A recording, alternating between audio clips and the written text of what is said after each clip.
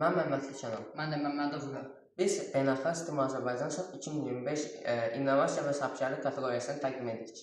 Biz 1000 metrdən 1000 metrəyə olan taxtanın üzərində kənd qurmağa qərarlaşdırdıq və buna görə taxtanı 3 sahəyə böldük. Hər sahəyə bir konsept sistemi. Məsələn, bu sahədə kəndlərin kənd həyatını nümayiş etdirmək üçün yaşayış məskəni düzəltdik. Digər sahədə isə insanların gəzməsi üçün park, təhsil alması üçün məktəb və işlərini həll etməsi üçün bələdiyyə binası. Bir sahədə isə əsl torpaqdan, sementdən qayıdan sudan təpə, su hövzəsi və tarım ərazisi düzəltdik. Biz bunları edərkən dizaynə və sərgiyə xüsusi diqqət yetirdik. İndi isə gəlir texnoloji avadanlıqlara və onların funksiyalarına. Biz layihəmizdə Arduino Uno'dan, Breadboard'dan, Jumper kabellərdən və bir neçə sensorlardan istifadə etmişik. Hansı ki, bu sensorların adını və şəklini PDF-imizdə qeyd etmişik.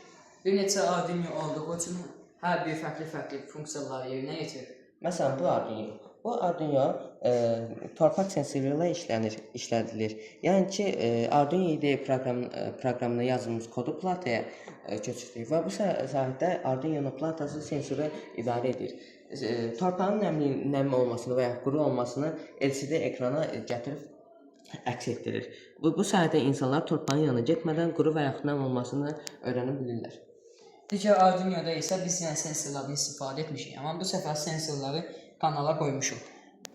Əgər suyun səviyyəsi normadan artıq olarsa, bu zaman sensor bunu bilir və buzeri ötürür. Və buzeri ötürdükdə buzer səs çıxardır və insanları gələcəkdə ola biləcək daşqından xəbərdar edir.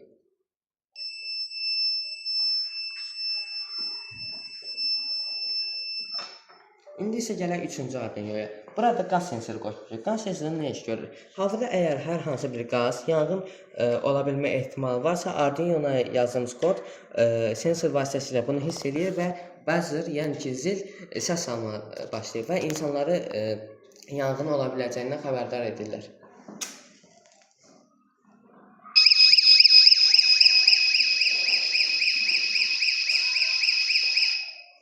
Yeri gəlmişkən dizaynda xüsusi diqqət yetirmişik.